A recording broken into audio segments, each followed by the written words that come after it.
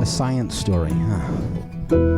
These NYU scientists, I felt on this. Right. But I was so and I just thought, well, I had figured it out It was that golden moment. because science was on my side.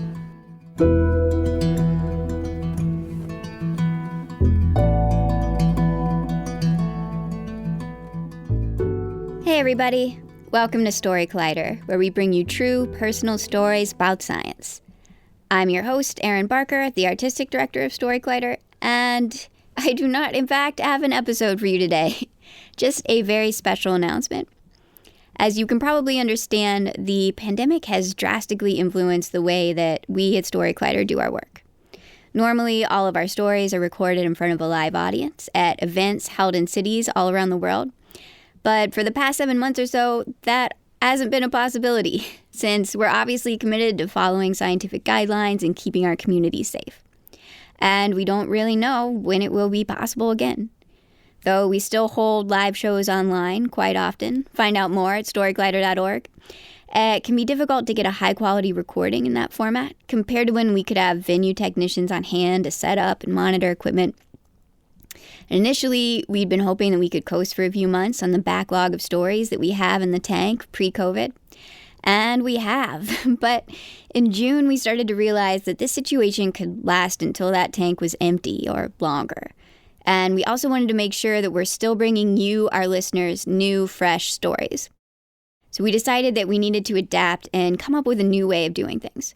So for these past few months, we've been improvising studio recordings remotely in our storytellers' homes, asking them to shut themselves in walk-in closets or huddle under blankets to get podcast quality sound for all of you, while we monitor the audio remotely from our screens. Have you ever had the experience of telling a brilliant and respected scientist that you need them to surround themselves with pillows and put a blanket on their head while they share their deepest emotional truths with you? Because I now have. Life in a pandemic is truly wild. These stories will sound a little bit different from what you've been used to typically hearing on our podcast. There won't be any audience response, but they will still be true personal stories about science. And I think you'll find that they're some of the most intimate, most powerful, most inspiring stories that we've ever recorded. Because of the time and effort that goes into producing stories in this way, we're also switching to a series format. So instead of coming to you every single week, Story Collider will now come to you in 10-week series centered around a theme. But don't worry, in between those series, we will bring you periodic bonus episodes featuring stories that we were able to record from our live online shows and stories that we have left over still from our pre-COVID live events. So, drumroll please. I'm very excited to share with you that our first series will be debuting in 2 weeks on Friday, November 13th, and it is called Stories of COVID-19. That's right, we have decided to fully lean into our circumstances, as they say. So starting on November 13th, we'll be sharing the series of 30 stories from all across the spectrum of experience of the pandemic. From doctors and nurses, but also from researchers, activists, contact tracers, volunteers, comedians, journalists, and more.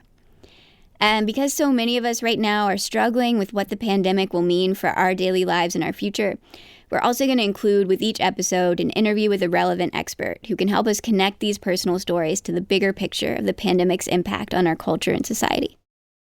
Each of our 10 episodes will air in 2 parts, the first part on Friday, as you're used to seeing your episodes, and the second part on Monday. I can't even tell you how psyched I am to share these stories with you after all these months of production. I feel like I've been keeping this amazing secret that I'm bursting to tell. I can't wait to hear from all of you with your thoughts and reactions. So please do reach out, whether it's via social media. You can find us on Twitter, Facebook, and Instagram. Or if you want to drop me a line at erin@storycollider.org. We really want to know what you think about our new format. And as we prepare to debut this series, I want to thank everyone who made it possible. Story Collider's Deputy Director, Nissa Greenberg, most especially, but also our Operations Manager, Lindsay Cooper, as well as our Board of Directors for their invaluable support and advice, and in some cases, stories. I also want to thank each of our producers who were part of the team finding and developing the stories for this series.